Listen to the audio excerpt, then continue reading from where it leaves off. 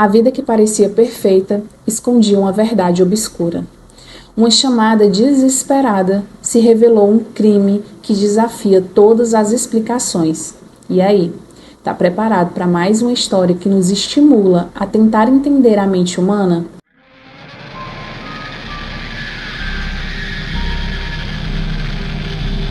Olá, se você ainda não me conhece, eu sou Luciana Marinho, psicóloga perinatal, mãe e uma apaixonada por investigações criminais, o famoso True Crime. No canal Mães que Matam, exploramos casos que trazem à tona histórias impactantes e complexas de mães envolvidas em crimes. Vamos juntos entender mais uma dessas histórias. Hoje, vou contar a história de Eliara Paginardes, de 31 anos. Eliara morava em Navegante, Santa Catarina, com os seus filhos, Alice, de 10 anos, e Joaquim, de 3 anos. Segundo amigos, ela aparentava ser uma boa mãe.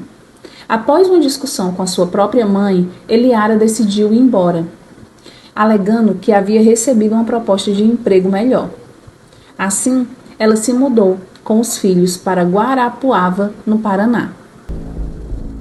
Segundo as investigações, Eliara e os filhos moravam em um apartamento confortável, bem estruturado e muito limpo.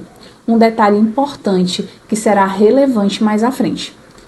Conforme relatou a delegada Ana Reis, responsável pelo caso, a polícia foi acionada por meio de uma ligação do advogado que cuidava da pensão do filho mais novo de Eliara. O advogado contou que Eliara havia entrado em contato com ele, buscando orientação sobre o que fazer, pois estavam com os 2 filhos mortos em casa. A polícia chegou imediatamente ao apartamento de Eliara e constatou o crime. Ela confessou ter matado os filhos, afirmando inicialmente que ambos haviam sido mortos no mesmo dia.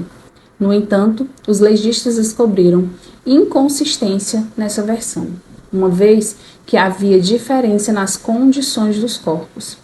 A provável data de morte de Joaquim seria 13 de agosto, enquanto Alice teria falecido 17 de agosto. As investigações indicam que Eliara teria dado um sedativo aos filhos, depois asfixiou Joaquim com o travesseiro e enforcou Alice com o cachecol.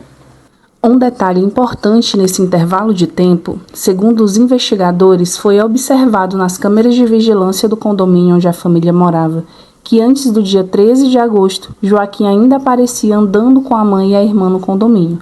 Após esse dia, as crianças não são mais vistas nas câmeras de vigilância e as imagens mostram apenas Eliara circulando pelo local. Na mesma semana, o senhor do transporte que levava Alice para a escola mandou mensagem para Eliara sentindo falta da menina e Eliara falou que a criança estava doente. A escola de Alice também ligou para saber o motivo de sua ausência e Eliara informou a mesma coisa. Os investigadores suspeitam que Alice tenha vivido e presenciado o irmão sem vida. Em depoimento, Eliara revelou que estava em depressão e que havia um surto e até tentado se suicidar em um rio, mas desistiu devido ao frio. No apartamento, a delegada encontrou algumas cartas escritas por Eliara, onde ela falava sobre querer a mesma liberdade que o pai de seus filhos tinha. Uma vida despreocupada, com relacionamentos e diversão, enquanto ela ficava com a responsabilidade. A delegada relatou que Eliara parecia não demonstrar remorso. Não chorou ao falar do ocorrido e só começou a chorar ao perceber que seria presa, que realmente poderia perder sua liberdade. As investigações apontaram que Eliara havia se afastado da sua cidade natal e dos familiares, e que o crime pode ter sido premeditado.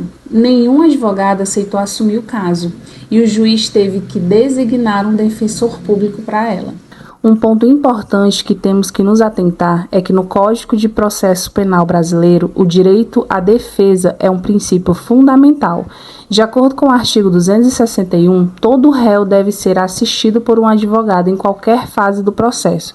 Se uma pessoa acusada não tiver recursos para contratar um advogado, o Estado tem a obrigação de nomear um defensor público para representá-la, o que foi o que ocorreu no caso de Eliara.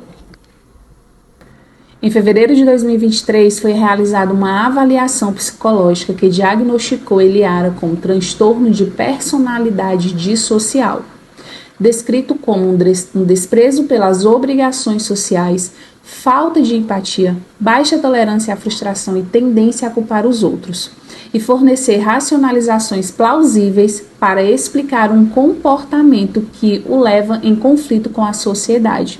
No laudo constatou-se também que ela não apresentava os sintomas de depressão no momento ou próximo ao assassinato dos seus filhos. Lembra que no início do vídeo eu falei que o fato dela estar em um apartamento organizado e limpo seria importante no final dessa história? Então, em geral, quem está com depressão ou surto, os locais que essas pessoas residem são de extrema desorganização. Muito se falou na mídia sobre ela estar em surto. Porém, segundo a delegada do caso, não parecia que ela estava em surto. A casa estava organizada, tudo muito arrumado. Segundo as investigações, durante esses 15 dias que ela passou com os filhos mortos dentro de casa, ela foi uma vez ao mercado e ainda assim há registros que ela continuou trabalhando. O julgamento ainda não ocorreu. A gente fica esperando agora os próximos capítulos dessa história que chocou o Brasil. Se você gostou desse vídeo, não esqueça de deixar o seu like, se inscrever no canal e ativar o sininho para não perder nenhum conteúdo novo. Isso me ajuda a trazer mais histórias como essa para vocês. Espero que vocês tenham gostado. Tchau!